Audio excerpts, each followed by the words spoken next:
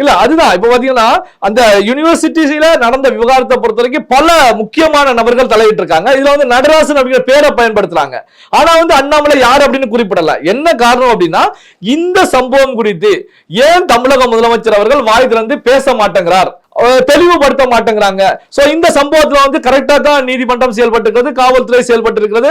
காவல்துறை மூலமாக நாம வாங்கி கொடுத்துட்டோம் தண்டனையை, குற்றவாளி ஞானசேகரனுக்கு வாங்கி கொடுத்துட்டோம்.